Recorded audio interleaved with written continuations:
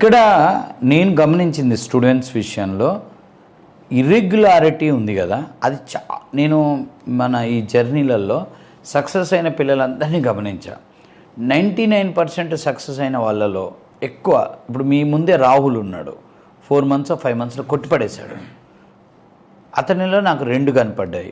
ఒకటి వితౌట్ అసలు మిస్ అవ్వలే, ఎప్పుడన్నా 1 పూట 2 పూటలు మిస్ అయినా పర్మిషన్ తీసుకొని బంద్ చేసేవాడు. ఇప్పుడు నువ్వెప్పుడైతే నాకు పర్మిషన్ తీసుకొని నేను ఈరోజు రాను రేపు వస్తా అన్నావు అనుకో, నువ్వు ఖచ్చితంగా రేపు వస్తావు. నాకేం చెప్పకుండా నువ్వు 1 రోజు అని పోతే 2 వారం రోజులు పోతుంది. ఎందుకంటే నాకు ఆన్సరబుల్ కాదు కదా. రాహుల్ చేసిన ఒక మంచి పని ఏంటంటే, ప్రకాష్ రాహుల్ ఇద్దరు వెరీ షార్ట్ పీరియడ్లో రిజల్ట్ వచ్చింది. ఆ రోజు దుబాయ్ కంపెనీ ఇంటర్వ్యూ జరిగే రోజు మిమ్మల్ని అందరినీ లైన్లో పెట్టుకుంటూ వచ్చా. ఆ దుబాయ్ కంపెనీ సిటిఓ మన స్టూడెంట్ 2009 పవన్ అని ఫస్ట్ బ్యాచ్ స్టూడెంట్, ఇవాళ chief technical officer of that company. ఇక్కడ వర్క్ ఫ్రమ్ హోమ్, తర్వాత దుబాయ్ పోవాలి సార్ అని చెప్పిండు. సో ఆ ఇంటర్వ్యూ ఒక చిన్న రౌండ్, 1 రౌండ్తో ఆఫర్స్ వచ్చినాయి, 2 పొజిషన్స్ ఉన్నాయి. అప్పుడు మిమ్మల్ని వర్షం మీ పాత వాళ్ళకి పెట్టుకుంటూ వస్తున్నా, నువ్వు వద్దన్నావు. ఇప్పుడు మీ బ్యాచ్లో చందు రెడ్డి సార్ చెప్పండి సార్ ఏమంటారు అంటే, లేదు ఎల్లుమ్మా నాకు తెలుసు కంపెనీ మనోడే, అక్కడ మీకు ఏమి ఇబ్బంది ఉండదు వెళ్ళండి అని చెప్పారు. సో అప్పుడు నువ్వు బ్యాక్ స్టెప్ తీసుకున్నావు. సో తప్పలేదు, కానీ ఇప్పుడు చందు వెళ్ళిపోయాడు. సో నీకేమనిపించింది ఇప్పుడు? అది ఏమన్నా అంటే ఇప్పుడు నేను అనేది ఏంటంటే, ఇప్పుడు నేనున్నాను ఎక్స్ చేద్దాం అనుకుని వై చేశా, వైలో కూడా బెనిఫిటే పొందా, కానీ ఎక్స్ కూడా ఇప్పుడు మనమే ఉంటాం, ఏదో ఒకటి చేద్దాం అనుకుని ఇంకోటి అది వద్దులే భయపడి ఇంకో చేస్తాం, అది సక్సెసే. ఇప్పుడు ఆ కంపారిజన్లో ఆ రోజు నేను మీ మమ్మీ కూడా నాతో మాట్లాడింది, వద్దులేండి మళ్ళీ వాడిని బయటికి ఆడ పంపిస్తాం, ఇప్పుడు పెళ్లి చేయాలి అన్నది. సరే వాళ్ళు అట్లా మన స్టూడెంట్స్లో అందరూ కొంతమంది దుబాయ్ ఇప్పుడు భూమి సార్ వద్దులేండి ఇంకో కంపెనీకి వెళ్తాం అన్నారు. నేను చెప్పా బాగానే ఉండొచ్చు అని చెప్పా. చందు వచ్చి మీరంతా బ్యాక్ అవుతుంటే మాకు ఇంటర్వ్యూ అటెండ్ అయ్యడానికి క్యాండిడేట్ లేరు ఆ రోజు. Pavan is very busy person, 2 పొజిషన్లు క్లియర్ అవ్వాలి, ఎవరు లేరు. అప్పటికే ఈ క్యాలిబర్ ఇవంతా క్రౌడ్ వెళ్ళిపోయింది.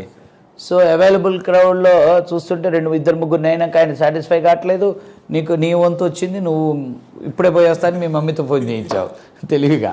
నేనెందుకు పొమ్మనెట్టంటాం, రేపు ఇబ్బంది అయితే ఆడ ఇబ్బందులు పడ్డారనుకో. ఒకవేళ చందురెడ్డి డైలమాలో ఉండు, చందుకి ఏంటంటే ఒక జాబుకు పోయి వచ్చిండు కదా, అంటే సార్ అంటే వెళ్ళమ్మా ఏం కాదని అనిల్ని కూడా ఎంకరేజ్ చేశా. సో చందు సెలెక్ట్ అయ్యాడు, ఒక పొజిషన్ క్లోజు, ఇంకో పొజిషన్. అంటే ఆ ఛాయిస్ తీసుకోకపోవటం నీకేమన్నా అనిపించిందా? ఇప్పుడు చూస్తే ఇప్పుడు చందు 3 months ఇండియాలో, ఈ గ్యాప్ వదిలే ఇప్పుడు అతను దుబాయ్ వెళ్ళిపోయాడు, దుబాయ్లో వర్క్ చేస్తాను. ఆ రోజు తీసుకుంటే బాగుండు అనిపించేది. నేను కూడా అంటే మనం బయటికి వెళ్తాం కదా ఒక కొద్ది రోజులు, 2 years చేసి అంటే వెయిటేజ్ కూడా ఉంటుంది కదా అనుకున్నాను. కానీ అది ఒక అదే నువ్వు వెళ్ళకపోవడం కొంచెం రిగ్రెట్ అయినావా? ఇల్లు ఉండాల్సింది భయపడ్డా అనవసరంగా అనిపించింది కదా. కానీ అది మంచి అవకాశం కదా. అమీర్పేట మార్కెట్లో ఫ్రెషర్ని సబ్జెక్ట్ నేర్పించి ఫ్రెషర్ జాబ్ మీద దుబాయ్ పంపించడం అంటే ఇక మనదే అనుకుంటే ఎక్కడ జరిగి ఉండకపోవచ్చు. ఓల్డ్ స్టూడెంట్స్ ఇదంతా మనకి gift from our last 15 years students returns ఇవన్నీ, అంతేనా? లేకపోతే ఏముంది ఆ ఇంటర్వ్యూ? చిన్న రౌండ్, ఒకే రౌండ్. ఆయన is a very experienced and అతను ఇంటర్వ్యూ చేసినట్టే కనిపెట్టేస్తాడు, బాగుండా బాలేడా ఇద్దరిని తీసుకెళ్ళి. I is very happy with that two.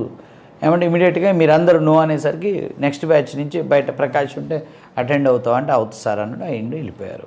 అది సో అది వరకు వాళ్ళ గోల్డెన్ ఆపర్చునిటీ, వాళ్ళిద్దరు లక్కీ సార్. సో అదృష్టం అంతే ఇక వాళ్ళకి అట్లా కుదిరింది, అది దట్ ఈజ్ అల్టిమేట్.